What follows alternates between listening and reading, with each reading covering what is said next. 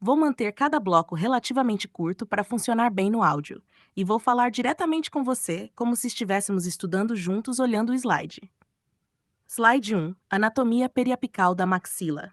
Tony. Psiu. Antes de mergulhar nos detalhes, presta atenção numa ideia simples. Esse primeiro slide não está ensinando uma estrutura específica. Ele é a capa do capítulo. O título é Anatomia periapical da maxila. Traduzindo para uma linguagem mais simples, nós vamos estudar tudo aquilo que aparece ao redor dos dentes superiores quando fazemos uma radiografia periapical.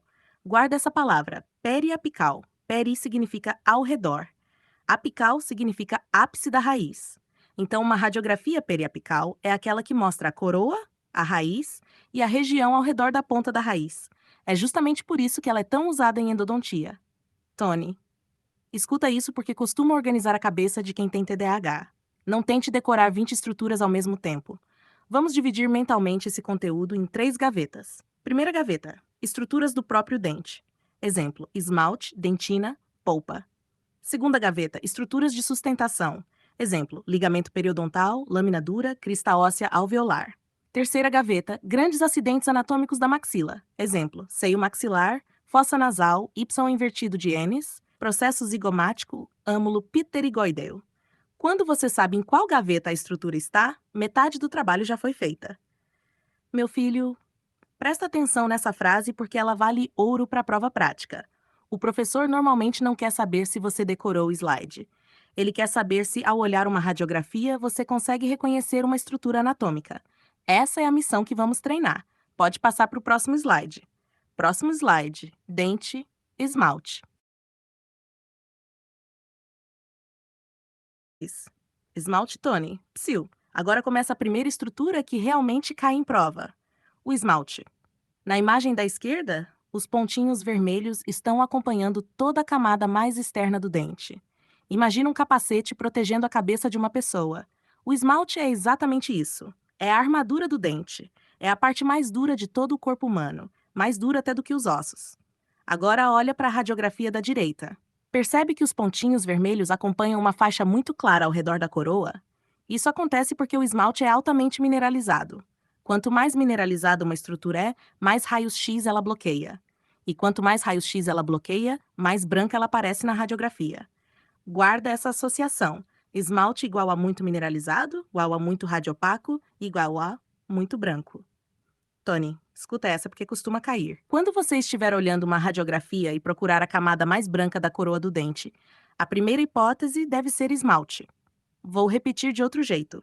Se o dente fosse uma casa, o esmalte seria o telhado de concreto, a dentina seria a parede, e a polpa seria o cômodo onde ficam as instalações elétricas e hidráulicas.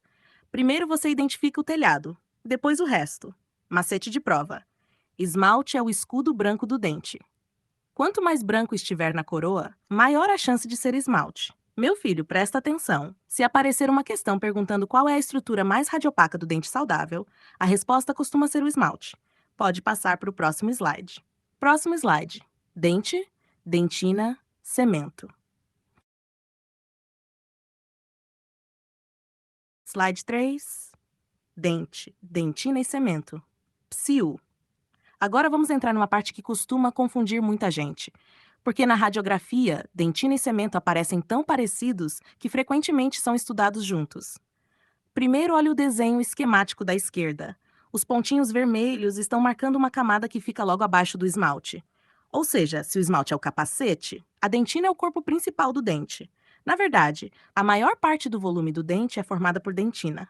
Agora vem uma sacada importante. O cemento recobre a raiz. A dentina forma a maior parte da estrutura interna, mas, radiograficamente, os dois possuem densidades muito semelhantes. Por isso, muitas vezes você verá escrito dentina-cemento. Tony, escuta aqui porque isso costuma ajudar muito. Imagina uma maçã. A casca seria o esmalte. A polpa da maçã seria a dentina. Percebe como existe muito mais polpa do que casca? No dente acontece algo parecido.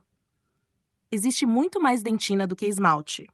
Agora olha para a radiografia da direita. Você consegue perceber uma faixa branca grande abaixo do esmalte. Ela não é tão branca quanto o esmalte, mas também não é escura. Essa é justamente a dentina. Guarda esse padrão: esmalte mais branco, dentina branco intermediário, polpa escura. Vou repetir porque isso é importante. Esmalte mais branco. Dentina, slide 3. Dente, dentina e cemento. Psil. Agora vamos entrar numa parte que costuma confundir muita gente. Porque na radiografia, dentina e cemento aparecem tão parecidos que frequentemente são estudados juntos. Primeiro, olhe o desenho esquemático da esquerda. Os pontinhos vermelhos estão marcando uma camada que fica logo abaixo do esmalte. Ou seja, se o esmalte é o capacete, a dentina é o corpo principal do dente. Na verdade, a maior parte do volume do dente é formada por dentina. Agora vem uma sacada importante. O cemento recobre a raiz. A dentina forma a maior parte da estrutura interna, mas radiograficamente os dois possuem densidades muito semelhantes. Por isso, muitas vezes você verá escrito dentina-cemento. Tony, escuta aqui porque isso costuma ajudar muito. Imagina uma maçã. A casca seria o esmalte. A polpa da maçã seria a dentina. Percebe como existe muito mais polpa do que casca? No dente acontece algo parecido. Existe muito mais dentina do que esmalte. Agora olha para a radiografia da direita. Você consegue perceber uma faixa branca grande abaixo do esmalte. Ela não é tão branca quanto o esmalte, mas também não é escura. Essa é justamente a dentina. Guarda esse padrão: esmalte mais branco, dentina branco intermediário, polpa escura. Vou repetir porque isso é importante. Esmalte mais branco, dentina, slide 3, dente, dentina e cemento.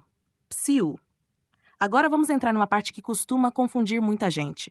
Porque na radiografia, dentina e cemento aparecem. Slide 3. Dente, dentina e cemento, Tony. Psil. Agora vamos para uma estrutura que costuma confundir muito aluno. Porque, diferente do esmalte, a dentina e o cemento não aparecem com um contraste tão gritante. Então presta atenção. Na figura da esquerda, os pontinhos vermelhos estão delimitando a parte do dente que fica logo abaixo do esmalte. Imagina uma manga. A casca seria o esmalte. A polpa seria o caroço. E toda a parte da fruta entre a casca e o caroço seria a dentina. Essa é uma imagem mental muito boa, porque a dentina ocupa a maior parte do volume do dente. Agora escuta essa. A dentina é menos mineralizada que o esmalte, por isso ela parece um pouco menos branca na radiografia. Não é escura, mas também não é tão branca quanto o esmalte. Guarda uma escala mental. Mais branco, esmalte. Branco intermediário, dentina. Mais escuro, polpa. Tony, meu filho. Presta atenção, porque isso organiza muita coisa. O esmalte está principalmente na coroa. Já o cemento cobre a raiz. Então, quando o professor fala dentina e cemento no mesmo slide, ele está mostrando tecidos que ficam mais internamente e mais próximos da raiz. Na radiografia da direita, os pontinhos vermelhos acompanham justamente essa massa principal do dente. É como se o professor estivesse dizendo: olha, não se encante só pelo esmalte. A maior parte do dente é isso aqui. Macete de prova: se o esmalte é a armadura externa, a dentina é o corpo do guerreiro. Se você perder alguns segundos na prova e esquecer tudo, lembra da manga. Casca e o esmalte. Polpa, o acaroço. Parte da fruta, dentina. Essa imagem costuma fixar muito bem. Pode passar para o próximo slide. Próximo slide. Dente, polpa.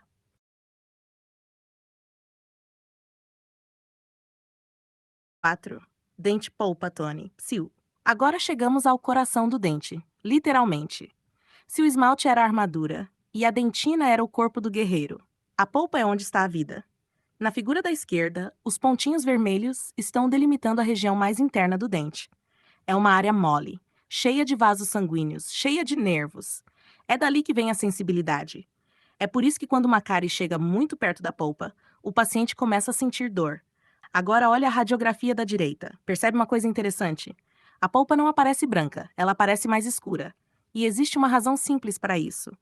Tony, escuta aqui, meu filho. Quanto menos mineralizada é uma estrutura, mais escura ela tende a aparecer. A polpa não é um tecido calcificado. Ela é composta principalmente por tecidos moles. Por isso ela aparece radiolúcida, ou seja, mais escura. Vou repetir de outro jeito. Imagina que o esmalte é um muro de concreto. A dentina é uma parede de tijolos. A polpa é um cômodo vazio dentro da casa. Na radiografia, o cômodo vazio aparece mais escuro que as paredes. É exatamente isso que você está vendo. Agora um detalhe muito importante para a prova. A polpa não fica só na coroa. Ela continua pela raiz. Quando entra na raiz, recebe o nome de canal radicular. Tony, presta atenção porque isso costuma cair. Câmara pulpar ou porção da polpa dentro da coroa. Canal radicular, continuação da polpa dentro da raiz. mas no fundo é o mesmo tecido, só muda a localização. Macete de prova: se você enxergar uma área escura acompanhando o centro do dente e entrando pela raiz, pense em polpa e canal radicular. Meu filho, guarda essa imagem mental. O dente é como um coco, casca externa dura, camadas intermediárias resistentes, mas existe um conteúdo vivo no centro. Esse conteúdo vivo é a polpa. Pode passar para o próximo slide. Próximo slide: dente, papila dentária. Slide 5. Dente. Papila dentária. Tony. Psiu. Agora estamos olhando uma estrutura que muita gente confunde na prova porque ela aparece durante o desenvolvimento do dente. Então escuta com atenção. Na imagem da esquerda, os pontinhos vermelhos estão marcando uma região localizada dentro do germe dentário. Não estamos olhando um dente completamente formado. Estamos olhando um dente em construção. Pensa numa casa que ainda está sendo construída. O esmalte ainda vai se organizar, a dentina ainda vai se formar, a polpa ainda vai se desenvolver, e existe uma região responsável por boa parte desse processo. Essa região é a papila dentária. Tony, meu filho, guarda essa frase porque ela vale ouro. A papila dentária dá origem à polpa e participa da formação da dentina. Vou repetir. Papila dentária origina a polpa, participa da formação da dentina. Na imagem radiográfica da direita, a área pontilhada aparece associada ao germe dentário em desenvolvimento. E é justamente isso que o professor quer que você reconheça. Não é um dente adulto, não é uma lesão, não é uma cavidade patológica, é uma estrutura normal do desenvolvimento dentário. Agora presta atenção numa confusão muito comum. Alguns alunos misturam papila dentária com folículo pericoronário. São estruturas diferentes. A papila fica mais relacionada ao interior do germe. Já o folículo envolve a região da coroa em desenvolvimento. Daqui a pouco vamos chegar nele. Tony, escuta de novo porque isso costuma fixar. Imagina um bebê dente. Antes de existir polpa de verdade, existe a papila dentária. Ela é como o rascunho biológico que vai dar origem à polpa. Macete de prova: se a imagem mostra um dente em desenvolvimento e a marcação está dentro do germe dentário, lembra da palavra papila dentária. Pode passar para o próximo slide. Próximo slide: folículo ou saco pericoronário.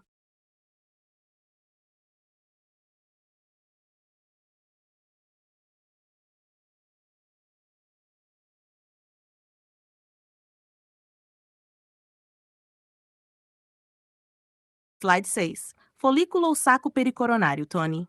Psiu. Agora chegamos numa estrutura que tem muita cara de prova prática. E sabe por quê? Porque ela costuma aparecer como uma área escura ao redor da coroa de um dente que ainda não nasceu completamente. Aí muita gente olha rápido e pensa: será que isso é uma lesão? Calma! Nem toda a área escura é doença. Na figura da esquerda, os pontinhos vermelhos estão acompanhando o espaço que envolve a coroa do dente em desenvolvimento. Esse espaço recebe o nome de folículo dentário ou saco pericoronário. As duas nomenclaturas podem aparecer. Tony, escuta aqui, meu filho. Peri significa ao redor. Coronário significa coroa. Então, pericoronário significa ao redor da coroa. Só pelo nome já dá para entender a localização. Agora imagina um bebê dentro da barriga da mãe. Existe uma bolsa envolvendo esse bebê. O folículo faz algo parecido. Ele envolve e protege a coroa do dente durante seu desenvolvimento. Não é o dente, não é a polpa, não é a dentina. É o tecido que está ao redor da coroa em formação. Presta atenção numa diferença que costuma confundir. No slide anterior, papila dentária ficava mais no interior do germe dentário. Neste slide, folículo pericoronário fica ao redor da coroa. Vou repetir porque isso costuma cair. Papila mais interna. Folículo mais externa, envolvendo a coroa. Tony, se tua atenção passeou agora, volta para cá rapidinho. Imagina um ovo. A gema seria parecida com a papila. A clara envolvendo a gema seria parecida com o folículo. Não é uma comparação anatômica perfeita, mas para a memória, funciona muito bem. Macete de prova: se a marcação está acompanhando a coroa de um dente que ainda está se formando ou incluso, a primeira hipótese costuma ser folículo ou saco pericoronário. Pode passar para o próximo slide. Próximo slide: ligamento periodontal. Slide 7: ligamento periodontal, Tony. Psiu. Agora vamos para uma das estruturas mais importantes da radiologia odontológica. E também uma das que os alunos mais deixam passar despercebida, porque ela é muito fina, muito discreta, mas aparece em praticamente toda a radiografia periapical normal. Na imagem da esquerda, os pontinhos vermelhos acompanham uma faixa extremamente delgada entre a raiz e o osso. Essa faixa é o ligamento periodontal. Agora presta atenção numa coisa: o ligamento periodontal não é osso, também não é raiz. Ele é um tecido que fica entre os dois. Tony, imagina uma rede de proteção instalada entre um prédio e outro. Ela impede que haja contato direto. O ligamento periodontal faz algo parecido. Ele funciona como um amortecedor do dente. Quando você mastiga, a força não é transmitida diretamente para o osso. O ligamento ajuda a absorver e distribuir essa carga. Agora olha a radiografia. Percebe que o ligamento não aparece branco? Ele aparece como uma linha fina escura acompanhando toda a raiz. Isso acontece porque ele é um espaço ocupado por tecido conjuntivo e não por tecido mineralizado. Guarda essa imagem mental. Raiz. Linha escura fininha, linha branca. Osso. Vou repetir porque isso cai. Primeiro a raiz, logo depois uma linha escura fina. Essa linha escura é o ligamento periodontal. Depois aparece uma linha branca fina. Essa linha branca é a lâmina dura. E adivinha qual é o próximo slide? Exatamente. Lâmina dura.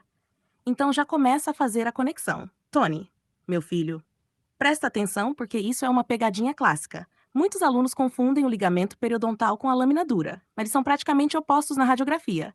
Ligamento periodontal, linha escura. Lâmina dura, linha branca. Vou dizer de novo. Ligamento periodontal, escuro. Lâmina dura, branco.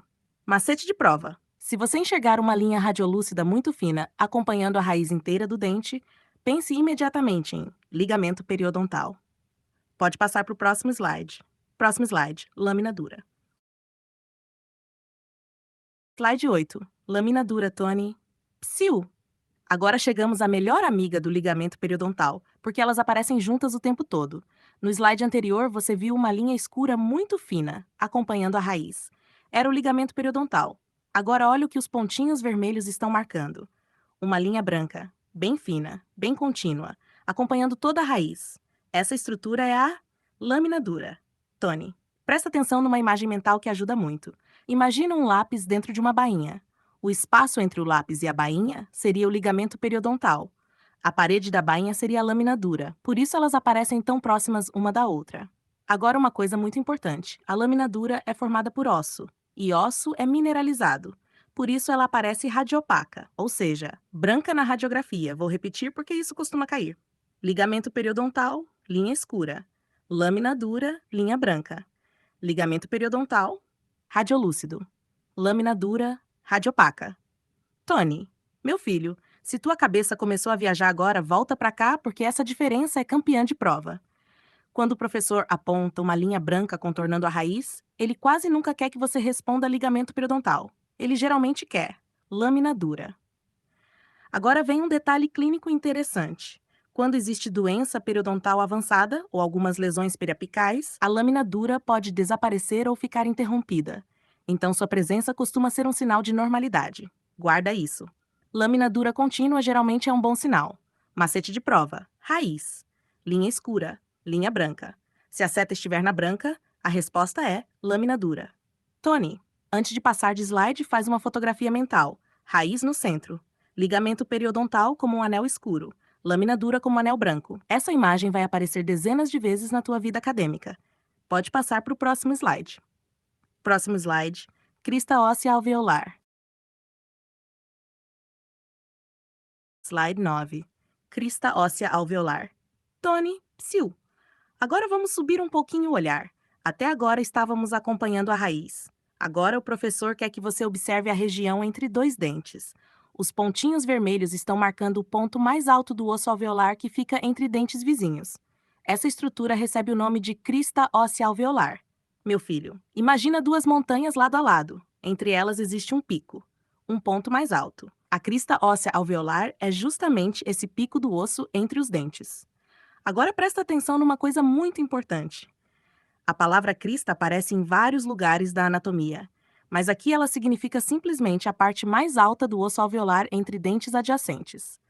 Na radiografia, ela costuma aparecer como uma pequena projeção radiopaca entre os dentes. Tony, escuta porque isso costuma cair bastante. Quando o professor quer avaliar perda óssea periodontal, Uma das primeiras estruturas que ele observa é justamente a crista óssea alveolar. Por quê? Porque ela tende a sofrer reabsorção quando a doença periodontal avança. Então, essa estrutura não é importante apenas para anatomia, ela também é importante para diagnóstico. Vou repetir de outro jeito. Se o osso alveolar fosse uma cadeia de montanhas, a crista alveolar seria o topo da montanha, o ponto mais elevado. Guarda essa imagem porque ajuda muito na prova prática. Agora uma pegadinha comum. Não confunda. Crista óssea alveolar com lâmina dura. A lâmina dura acompanha toda a raiz. Já a crista óssea alveolar fica principalmente na região entre os dentes. Tony, se tua atenção uma escapada agora, volta rapidinho. Lâmina dura contorna a raiz. Crista óssea alveolar, pico ósseo entre os dentes. Essa diferença costuma aparecer em provas práticas. Macete de prova. Se a seta aponta para o topo do osso localizado entre dois dentes vizinhos, a resposta geralmente é crista óssea alveolar. Pode passar para o próximo slide. Próximo slide, osso alveolar.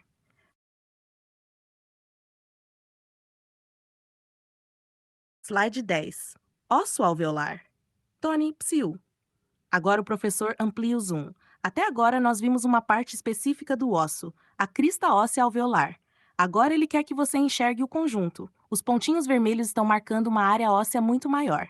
Essa área recebe o nome de osso alveolar. Meu filho, imagina que o dente é uma árvore. A raiz da árvore precisa ficar enterrada em algum lugar.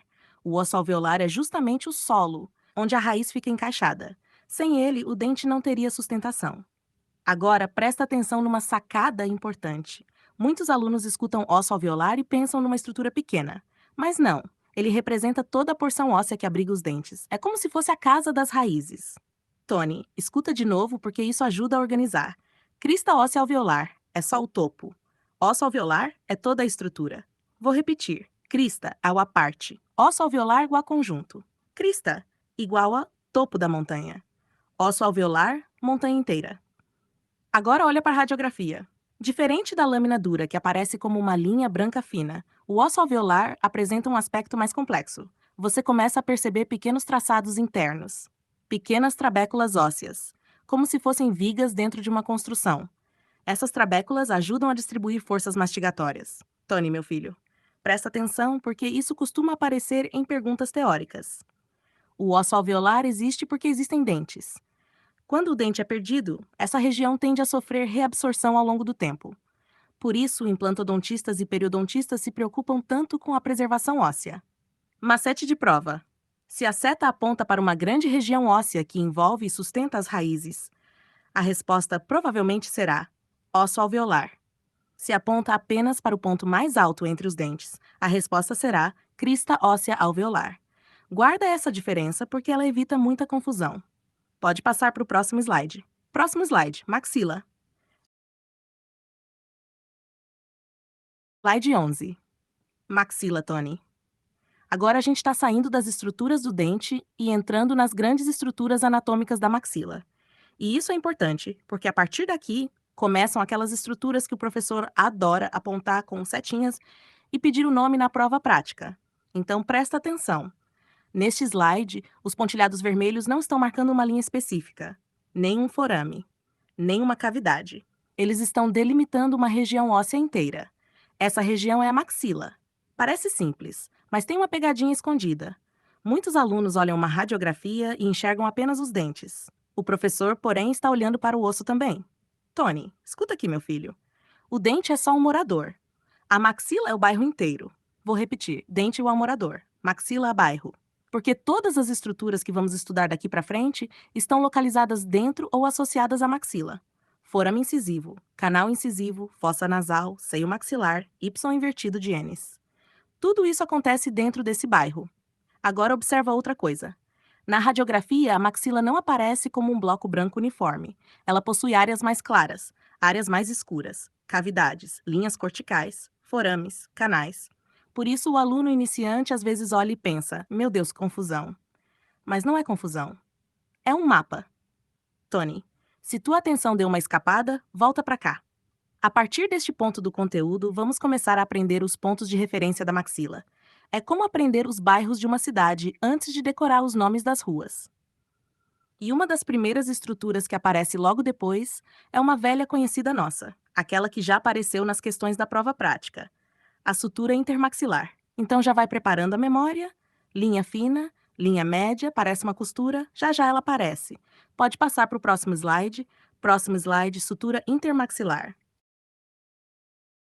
Slide 11. Maxila, Tony. Agora a gente está saindo das estruturas do dente e entrando nas grandes estruturas. Slide 12. Sutura intermaxilar. Tony, psil.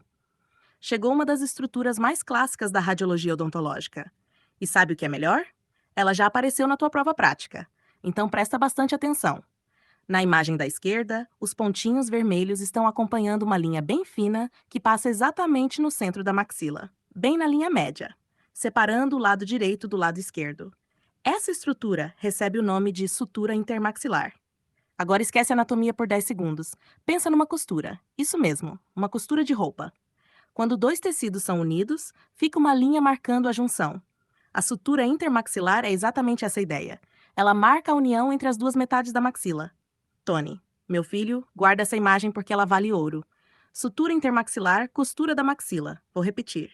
Costura, costura, costura. Porque na prova prática, teu cérebro vai lembrar da imagem antes de lembrar do nome. Agora olha a radiografia. Percebe que ela não aparece branca? Ela costuma aparecer como uma linha fina mais escura. Isso acontece porque existe uma pequena separação anatômica entre os ossos.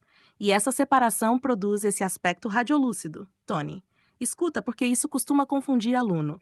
Às vezes alguém olha essa linha e pensa, será que isso é uma fratura? Não. Fratura interrompe a anatomia normal. A sutura intermaxilar é uma estrutura anatômica normal. Ela está exatamente onde deveria estar, no centro. Simétrica, regular. Vou dizer de outro jeito. Fratura é uma rachadura inesperada. Sutura intermaxilar é uma junção anatômica esperada. Isso ajuda muito a diferenciar. Agora lembra da tua prova prática. Quando apareceu uma linha fina vertical entre os incisivos centrais superiores, a resposta correta foi justamente sutura intermaxilar. Tony, se tua atenção passou agora, volta rapidinho. Linha fina, centro da maxila, entre os incisivos centrais, parece uma costura. Resposta: sutura intermaxilar. Pode passar para o próximo slide? Próximo slide, forame incisivo.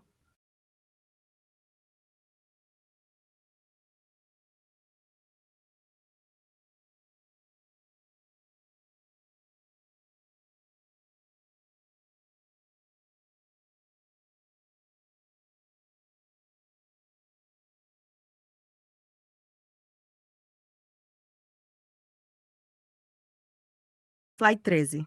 Forame incisivo, Tony. Psil. Agora vamos para uma estrutura que costuma assustar aluno na primeira vez que aparece, porque ela parece uma mancha escura na radiografia. E aí muita gente pensa, será que isso é uma lesão? Calma. Na maioria das vezes não é. Na imagem da esquerda, os pontinhos vermelhos estão delimitando uma abertura anatômica localizada na região dos incisivos centrais superiores. Essa abertura recebe o nome de forame incisivo. Agora presta atenção numa coisa. A palavra forame significa basicamente buraco, abertura, passagem. Então não tenta decorar, entende o conceito. Forame e passagem. Tony, meu filho, imagina uma porta numa parede. A parede é o osso. A porta é o forame.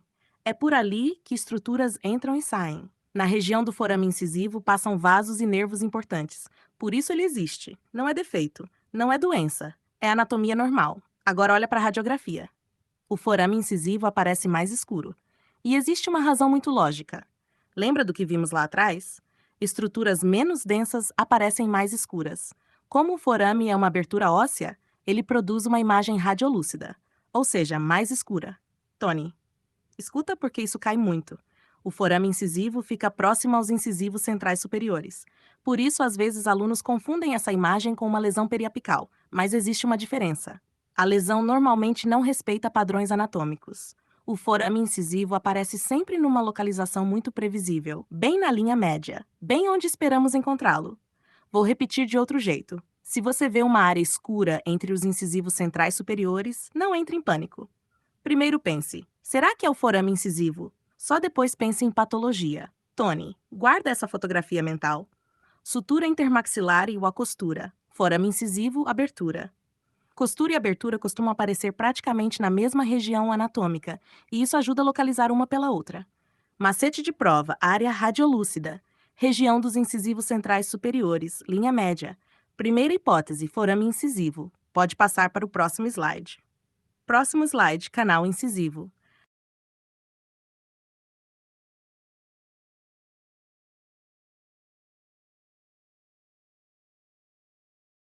Slide 14, canal incisivo, Tony. Psiu. Agora vamos fazer uma conexão que costuma facilitar muito a vida na prova. No slide anterior, nós vimos o forame incisivo. Agora vamos ver o caminho que leva até ele. Esse caminho é o canal incisivo. Meu filho. Imagina um túnel. O forame seria a entrada do túnel. O canal incisivo seria o próprio túnel. Pronto, se você entender essa imagem, metade da memorização já aconteceu. Na figura da esquerda, os pontinhos vermelhos acompanham uma estrutura mais alongada do que o forame. Isso acontece porque agora não estamos vendo apenas uma abertura, estamos vendo uma passagem óssea. Tony, presta atenção porque isso costuma confundir. Forame incisivo e canal incisivo não são a mesma coisa. Vou repetir, não são a mesma coisa. O forame é a abertura. O canal é o trajeto. O forame é a porta. O canal é o corredor. Essa comparação costuma funcionar muito bem. Agora olha a radiografia da direita. O canal incisivo tende a aparecer como uma área radiolúcida, ou seja, mais escura. Por quê? Porque ele é uma passagem anatômica onde transitam nervos e vasos. Ele não é formado por osso compacto. Então ele não aparece branco como uma cortical óssea. Tony, escuta isso porque é uma pegadinha clássica. Às vezes o aluno vê uma imagem escura na região anterior da maxila e fica tentando decidir: isso é o forame incisivo ou o canal incisivo? Aí a dica é observar o formato. Se parece uma abertura localizada, pense em forame. Se parece um trajeto mais alongado, pense em canal.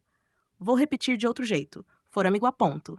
Canal igual a caminho à porta. Canal a corredor. Forame igual a entrada. Canal a túnel. Tony, se tua atenção resolveu passear agora, volta rapidinho.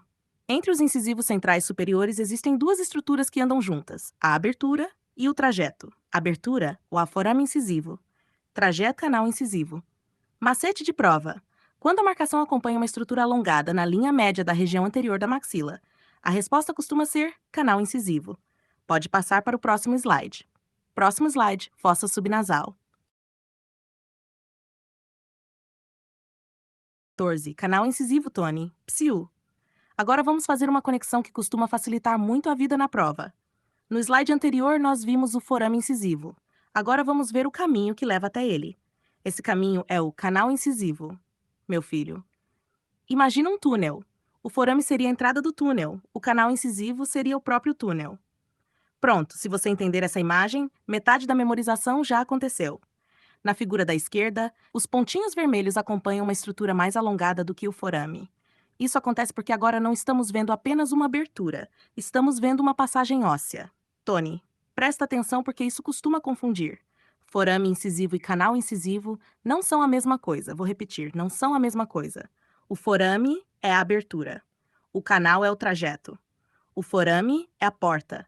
O canal é o corredor. Essa comparação costuma funcionar muito bem. Agora olha a radiografia da direita. O canal incisivo tende a aparecer como uma área radiolúcida, ou seja, mais escura. Por quê? Porque ele é uma passagem anatômica onde transitam nervos e vasos. Ele não é formado por osso compacto. Então ele não aparece branco como uma cortical óssea. Tony, escuta isso porque é uma pegadinha clássica. Às vezes o aluno vê uma imagem escura na região anterior da maxila e fica tentando decidir: isso é o forame incisivo ou o canal incisivo? Aí a dica é observar o formato. Se parece uma abertura localizada, pense em forame. Se parece um trajeto mais alongado, pense em canal. Vou repetir de outro jeito. Forame igual a ponto. Canal igual a caminho à porta. Canal a corredor. Forame igual a entrada. Canal a túnel. Tony, se tua atenção resolveu passear agora, volta rapidinho.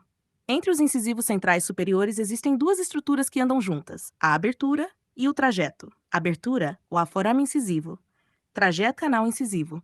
Macete de prova. Quando a marcação acompanha uma estrutura alongada na linha média da região anterior da maxila, a resposta costuma ser canal incisivo. Pode passar para o próximo slide. Próximo slide, fossa subnasal.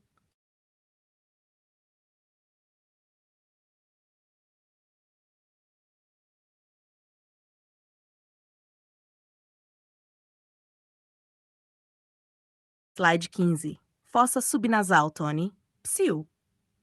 Agora vamos entrar numa estrutura que costuma ser confundida com lesão por quem ainda está começando a estudar radiologia.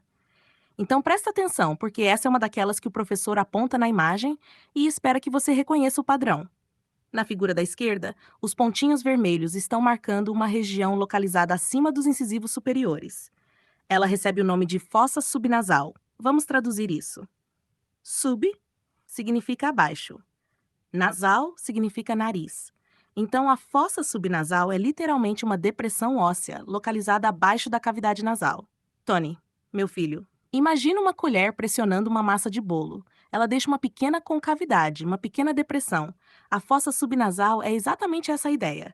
Não é um buraco atravessando o osso, não é um canal, não é um forame. É uma depressão anatômica. Agora olha a radiografia. Essa região costuma parecer mais escura que as áreas ósseas vizinhas. E isso acontece porque existe menos espessura óssea naquela área. Menos osso, menos densidade. Imagem mais escura. Tony, escuta essa porque ela costuma ajudar muito. A fossa subnasal fica numa região em que várias estruturas importantes aparecem próximas umas das outras. Por exemplo, forame incisivo, canal incisivo, sutura intermaxilar, espinha nasal anterior. Então, o segredo não é decorar uma estrutura isoladamente, é aprender o bairro anatômico. Tudo isso mora praticamente na mesma região da maxila anterior. Vou repetir de outro jeito. Quando você olha para os incisivos centrais superiores na radiografia, você está entrando num bairro cheio de estruturas anatômicas importantes. A fossa subnasal é uma dessas moradoras. Tony, se tua atenção deu uma escapadinha agora, volta para cá. Fossa subnasal não é túnel, não é abertura, não é costura, é uma depressão óssea. Guarda essa palavra, depressão. Macete de prova, região anterior da maxila, acima dos incisivos. Área radiolúcida relacionada a uma concavidade anatômica. Primeira hipótese, fossa subnasal. Pode passar para o próximo slide. Próximo slide, fossa nasal.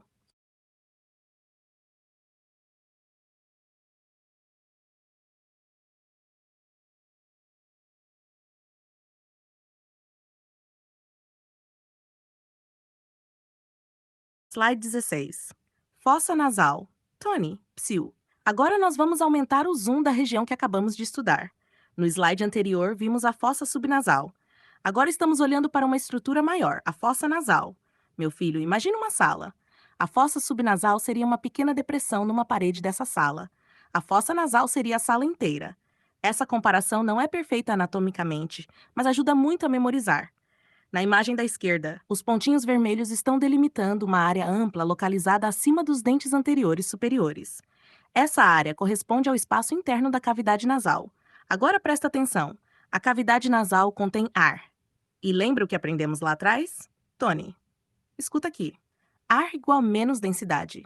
Menos densidade, mais escuro. Mais escuro, radiolúcido. Por isso a fossa nasal costuma aparecer como uma área relativamente escura na radiografia. Não porque exista doença, mas porque existe ar. Vou repetir porque isso vale ouro. Muitas estruturas radiolúcidas da maxila não são lesões. Às vezes, são apenas espaços anatômicos cheios de ar. A fossa nasal é um exemplo clássico. Tony, meu filho, se tua atenção começou a passear, volta rapidinho. Quando você vê uma grande área escura acima dos incisivos superiores, uma das primeiras hipóteses anatômicas deve ser fossa nasal. Agora vem uma pegadinha de prova. Muitos alunos confundem fossa nasal com seio maxilar. Mas existe uma diferença importante. A fossa nasal costuma aparecer mais anteriormente, mais perto dos incisivos. Já o seio maxilar costuma aparecer mais posteriormente, mais relacionado a pré-molares e molares. Guarda isso. Fossa nasal mais anterior, seio maxilar mais posterior. Tony, vou repetir de outro jeito. Incisivos. Pensa primeiro em fossa nasal, molares e pré-molares. Começa a pensar em seio maxilar. Isso resolve muita questão prática. Macete de prova. Grande área radiolúcida acima dos incisivos superiores relacionada à presença de ar. Resposta provável, fossa nasal. Pode passar para o próximo slide. Próximo slide, espinha nasal anterior.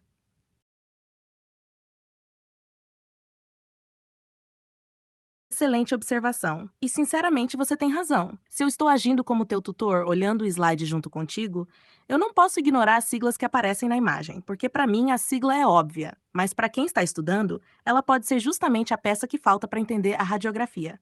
Então vamos corrigir o método daqui para frente. Quando aparecer uma sigla no slide, eu vou fazer algo assim, ó. FN significa fossa nasal. Fi significa forame incisivo. Si significa canal incisivo.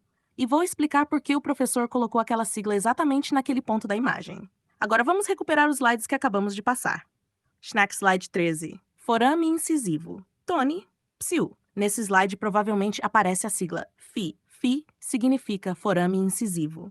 Se a sigla estiver localizada entre os incisivos centrais superiores, numa área radiolúcida, ela está indicando exatamente essa abertura anatômica. Então, daqui para frente, teu cérebro pode traduzir automaticamente. Fi igual a forame incisivo. Slide 14. Canal incisivo. Nesse slide costuma aparecer Si significa canal incisivo. Lembra da comparação? Fi era a porta, CI é o corredor. Então, quando você vir CI na imagem, não pense em uma abertura, pense num trajeto, num túnel, num canal. Slide 15, fossa subnasal. Dependendo da versão do slide, pode aparecer FSN ou alguma abreviação semelhante. Ela está identificando fossa subnasal. E aqui tem uma coisa interessante. O professor geralmente coloca a sigla dentro da região radiolúcida correspondente, ou seja, a sigla não aponta para uma linha, ela costuma estar dentro da área anatômica. É slide 16, fossa nasal. Aqui aparece a sigla FN. FN significa fossa nasal, Tony. Presta atenção porque isso ajuda muito na leitura. Quando você vê FN dentro de uma grande área escura acima dos incisivos superiores, o professor está te mostrando que toda aquela região corresponde à fossa nasal. A sigla funciona quase como uma legenda de mapa. E eu acho que essa é a melhor forma de você enxergar essas letras. Não como siglas para decorar, mas como legendas colocadas em cima do território anatômico. E uma coisa que eu percebi agora.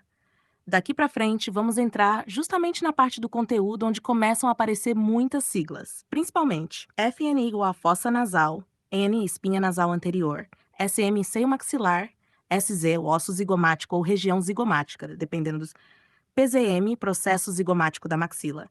Então, quando chegarmos nesses slides, vou abrir cada sigla antes de começar a explicação. Isso deve deixar a narração muito mais sincronizada com o que você está vendo na tela.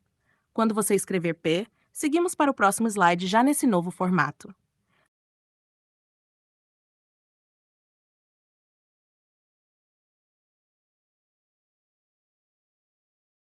17. Espinha nasal anterior. Tony, psiu. Antes de qualquer coisa, vamos decodificar a sigla. NA igual a espinha nasal anterior. Guarda isso porque essa sigla aparece muito. ENA, espinha nasal anterior. Agora olha a imagem.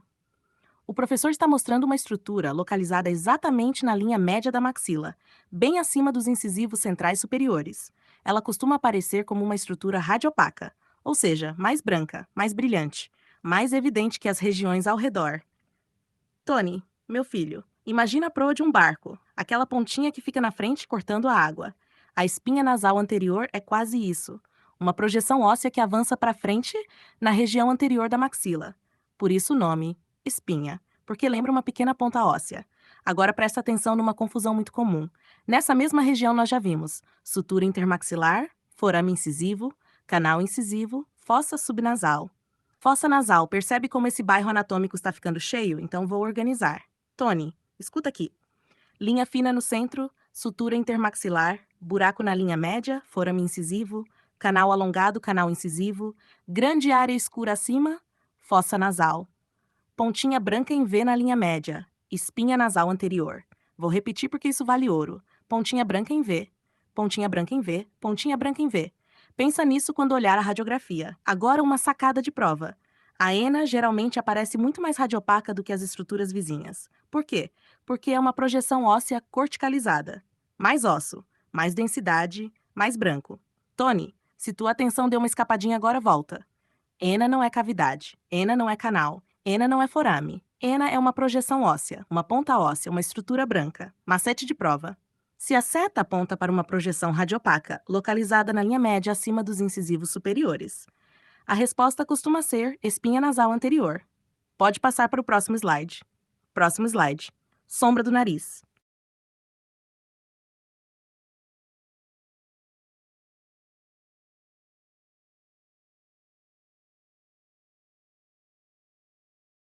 Slide 18. Sombra do nariz, Tony. Psiu. Agora vamos para um slide que costuma gerar estranhamento. Porque diferente das estruturas anteriores, aqui não estamos olhando exatamente um osso. Estamos olhando uma sombra anatômica. E isso muda bastante a forma de interpretar a radiografia. Primeiro, a sigla que pode aparecer no slide, SN igual à sombra do nariz. Agora presta atenção. Na radiografia, nem tudo o que aparece é dente, nem tudo é osso, nem tudo é cavidade. Às vezes o que aparece é a projeção de tecidos moles. E a sombra do nariz é um exemplo clássico. Tony, meu filho. Imagina que você está segurando uma lanterna atrás da mão. Na parede aparece uma sombra. A radiografia faz algo parecido. Ela registra diferentes densidades dos tecidos. Por isso, algumas estruturas de tecido mole podem produzir imagens visíveis. A sombra do nariz costuma aparecer na região anterior da maxila, próxima aos incisivos superiores. E muitas vezes forma um contorno suave, curvo, delicado. Não é uma linha óssea grossa, não é uma cortical, não é uma cavidade, é uma sombra. Tony, escuta isso porque ajuda muito. Quando o professor coloca esse slide, ele está ensinando uma coisa maior. Nem tudo que aparece na radiografia é estrutura óssea. Vou repetir. Nem tudo que aparece na radiografia é osso. Às vezes você está vendo tecido mole. E isso evita muita confusão na prova prática. Agora uma comparação rápida. Ena, espinha nasal anterior, estrutura óssea. Mais branca, mais radiopaca, mais definida. Sombra do nariz, tecido mole, mais suave, menos intensa, menos delimitada. Tony, se tua atenção resolveu passear agora, volta pra cá. A espinha nasal anterior parece uma pontinha óssea branca. A sombra do nariz parece um contorno suave de tecido mole. Essa diferença ajuda muito a não trocar uma pela outra. Macete de prova. Se a imagem mostra um contorno relacionado ao nariz, sem aspecto de cortical óssea espessa, pense em sombra do nariz. Pode passar para o próximo slide. Próximo slide, seio maxilar. Slide 19, seio maxilar. Tony, psiu. Agora chegamos numa das estruturas mais importantes da tua prova. Se eu tivesse que apostar em algo que o professor gosta de cobrar, eu colocaria o seio maxilar lá no topo da lista. Então vem comigo. Antes de qualquer coisa, SM o seio maxilar. Se essa sigla aparecer no slide, ela está identificando a cavidade do seio. Agora olha a imagem. O professor delimitou uma área muito grande, muito mais ampla que um canal, muito mais ampla que um forame, e essa é justamente a característica do seio maxilar. Ele é uma cavidade cheia de ar. Tony, meu filho, imagina uma caverna. Guarda essa imagem, porque daqui para frente eu vou chamar o seio maxilar de caverna. Uma grande caverna dentro da maxila. Pronto. Agora tudo fica mais fácil. Por que o seio maxilar aparece escuro? Porque ele está cheio de ar. E você já sabe, ar igual a pouca densidade. Pouca densidade igual a radiolúcido. Radiolúcido, uau, escuro. Então, quando você olha a radiografia, o seio maxilar costuma chamar a atenção como uma grande região escura. Tony, escuta isso porque é muito importante. O seio maxilar não é doença, não é cisto, não é lesão, não é um defeito ósseo. É uma estrutura anatômica normal. Vou repetir porque muita gente se assusta quando vê pela primeira vez. É uma estrutura anatômica normal, uma cavidade normal, uma caverna normal. Agora vem um macete que ajuda muito. Quando a imagem está mais próxima dos incisivos superiores, você começa pensando em fossa nasal. Quando a imagem está mais relacionada aos pré-molares e molares superiores, você começa pensando em seio maxilar. Essa regra não resolve tudo, mas resolve muita coisa. Tony, se tua atenção deu uma voltinha agora, volta. Fossa nasal a mais anterior. Seio maxilar a mais posterior. Fossa nasal, perto dos incisivos. Seio maxilar, perto dos pré-molares e molares. Guarda isso. Porque daqui para frente vamos estudar várias partes do seio maxilar. E o professor adora fazer exatamente isso. Primeiro ele mostra a caverna inteira. Depois começa a mostrar soalho do seio, extensão alveolar, extensão anterior, extensão protuber, cúpula alveolar, Y invertido de Ns, septos e tabiques. Tudo isso mora dentro da mesma caverna que você acabou de conhecer, meu filho. Última fotografia mental antes de passar. Seio maxilar, grande caverna escura dentro da maxila. Se você lembrar disso, metade dos próximos slides vai ficar muito mais fácil. Pode passar para o próximo slide. Próximo slide, seio maxilar, segunda imagem do seio maxilar.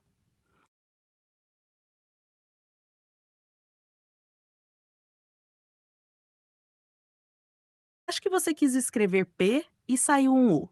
Então vamos seguir a sequência. Slide 20, seio maxilar, detalhamento das extensões.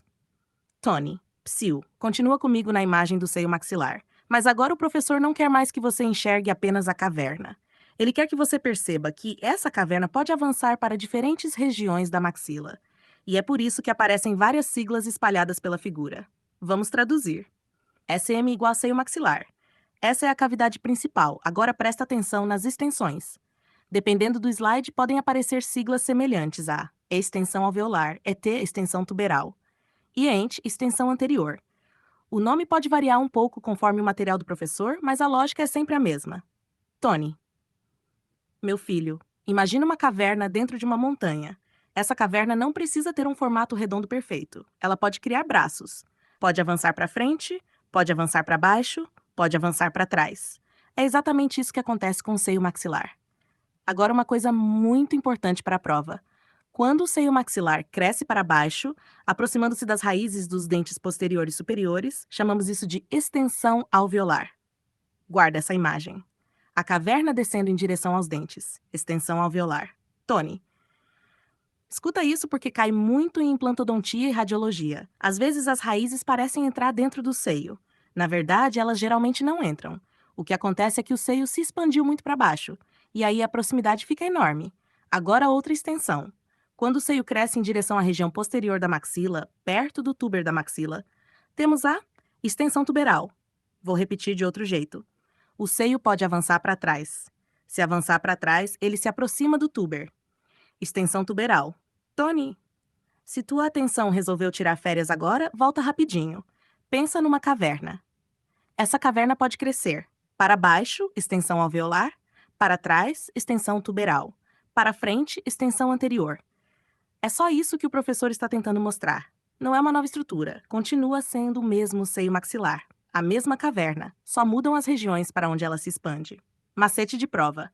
Se a imagem mostra diferentes áreas do seio identificadas por siglas, não pense em estruturas diferentes. Pense em diferentes extensões da mesma cavidade. Pode passar para o próximo slide. Próximo slide, septos ou tabiques do seio maxilar.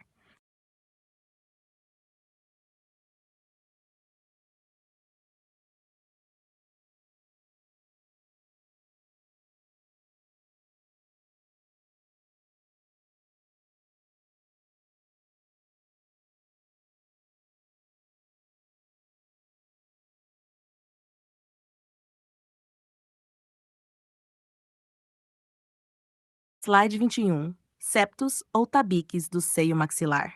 Tony, psiu. Esse slide é muito importante. E sabe por quê?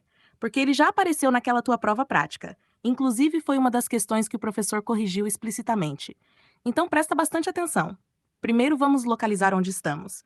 Ainda estamos dentro do SM igual a seio maxilar, aquela grande caverna escura que acabamos de estudar. Mas agora o professor não está interessado na caverna inteira. Ele quer que você observe umas pequenas linhas dentro dela. Os pontilhados vermelhos estão justamente destacando essas estruturas. A resposta correta é septos do seio maxilar, ou tabiques do seio maxilar. Os dois nomes estão corretos. Tony, meu filho, imagina um galpão enorme. Agora imagina que alguém construiu pequenas paredes internas dentro desse galpão. O galpão continua sendo um só, mas ele ficou parcialmente dividido. Essas paredes internas são os septos. Pronto, agora transfere essa imagem para o seio maxilar. O seio continua sendo uma única cavidade. Os septos apenas criam divisões internas. Vou repetir porque isso costuma cair. O septo não cria um novo seio. O septo não cria uma nova cavidade. O septo apenas divide parcialmente a cavidade existente. Tony, escuta aqui. Essa é uma das pegadinhas mais comuns. Quando o aluno vê uma linha branca dentro do seio maxilar, ele pensa: será que esse é o soalho do seio? Nem sempre, porque o soalho fica delimitando a caverna. Já o septo fica dentro da caverna. Vou repetir de outro jeito. Soalho, o achão da caverna. Septo, a parede dentro da caverna. Soalho, a limite. Septo, divisória. Meu filho, se tua atenção começou a viajar agora, volta rapidinho. Lembra da tua prova prática? O professor apontou estruturas dentro do seio. A resposta correta não era soalho. Não era processo zigomático, não era osso zigomático. Era septos ou tabiques do seio maxilar. Guarda essa fotografia mental. Grande área escura. Dentro dela aparecem pequenas linhas radiopacas, como divisórias, como paredes internas. Resposta: septos do seio maxilar. Pode passar para o próximo slide. Próximo slide, processo zigomático da maxila.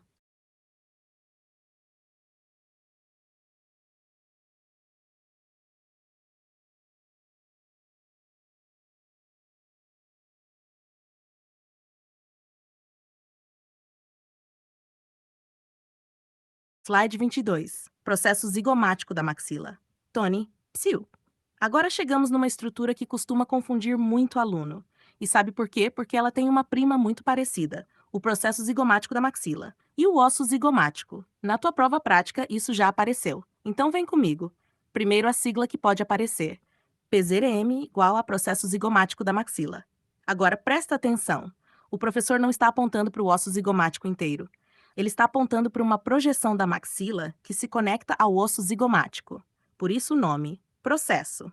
Processo significa uma extensão, uma projeção, uma parte que sai de um osso em direção a outro. Tony, meu filho, imagina uma ponte. A ponte liga duas margens. O processo zigomático funciona mais ou menos assim. Ele faz a conexão anatômica entre a maxila e o osso zigomático. Agora olha a radiografia. Essa estrutura costuma aparecer como uma área muito radiopaca, muito branca, muitas vezes com formato de joda ou U invertido. Guarda isso, porque é uma das descrições clássicas da radiologia odontológica. Vou repetir. Processo zigomático da maxila. Parece um joda ou um U, bem radiopaco, bem branco. Tony, escuta aqui porque isso é prova na veia. Quando a marcação acompanha só aquela projeção branca em forma de joda, a resposta tende a ser processo zigomático da maxila. Quando a marcação envolve uma área óssea mais ampla, mais extensa, aí começamos a pensar em osso zigomático. Lembra da correção que teu professor fez? Ele disse que numa das imagens a resposta correta era osso zigomático, porque a marcação abrangia a região óssea ampla, não apenas a projeção. Essa diferença é muito importante, Tony. Se tua atenção resolveu dar uma volta agora, volta rapidinho. Processo zigomático, projeção. Formato de J ou U, mais localizado.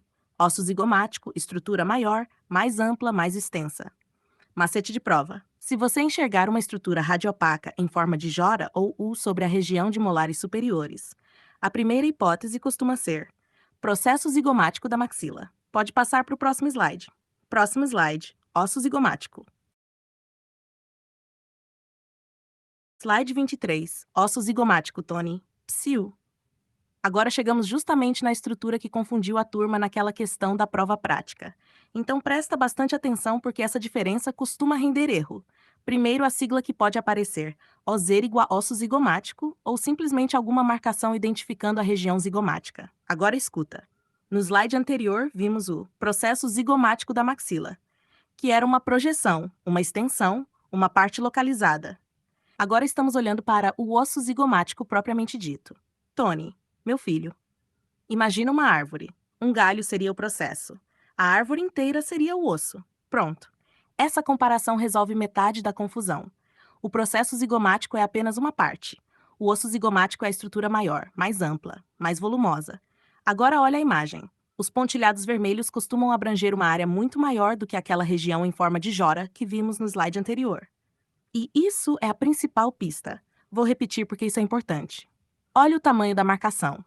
Se a marcação pega uma região óssea ampla, pense em osso zigomático. Se pega apenas uma projeção localizada, pense em processo zigomático. Tony, excluante Cone. Escuta aqui, porque isso veio diretamente da correção do professor. Lembra daquela questão da prova? Inicialmente parecia processo zigomático, mas o professor corrigiu dizendo, não, é o osso zigomático. Por quê? Porque a área demarcada correspondia ao corpo ósseo mais amplo, e não apenas à projeção. Essa observação é muito mais importante do que decorar, porque mostra como ele raciocina.